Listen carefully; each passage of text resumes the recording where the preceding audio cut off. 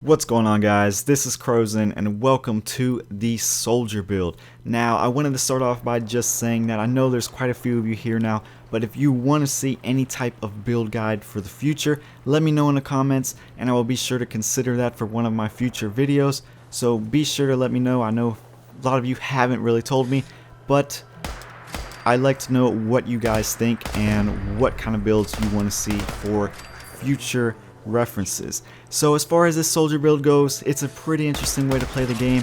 We have sneak that we're going to be using, but we're not going to be using sneak to the point where I would call this a stealth build. It's more so like if you're going to be using sneak maybe 50% of the time, and then the other 50% you're going to be using this playstyle like as a tank, and you're going to throw grenades, and you're just going to run in a certain room and just eliminate all your enemies.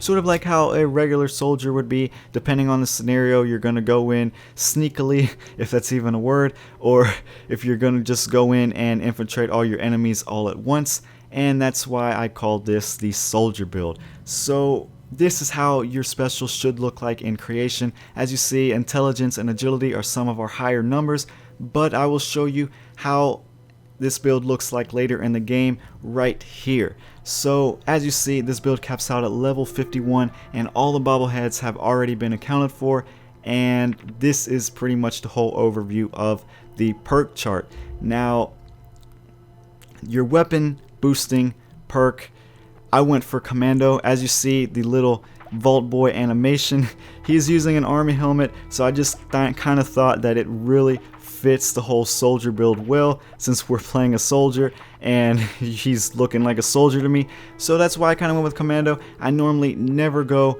with automatic weapons in this game, so I thought it was a nice little mix to all of my builds. Normally I would go with rifleman, and if for any reason you don't want to use automatic weapons, then you can go with the rifleman perk and you will be just as good, if not better.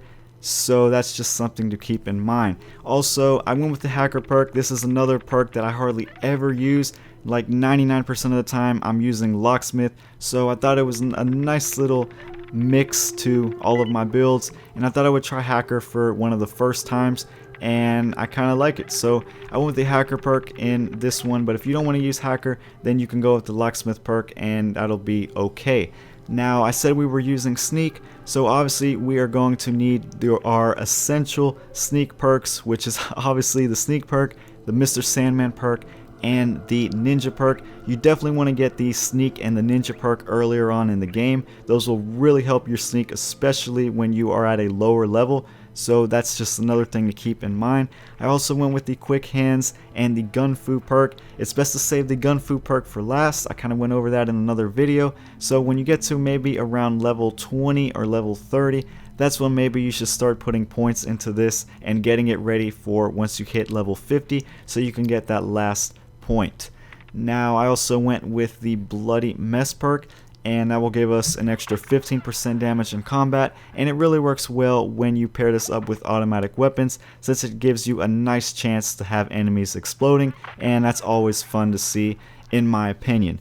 Now, we are going to need a little bit of survivability with this build. As I said, we're only going to be using sneak maybe like 50% of the time, so that other 50% you're going to be kind of vulnerable, so you're going to need to have a little bit more survivability, and that's why I went with the life giver perk, and I also went with the medic perk, so you're able to heal a lot faster, and also the armorer perk, which should be essential to any build. This will allow you to put ballistic weave on your military fatigues, since that is what we're going to be using since we are playing a soldier type of character.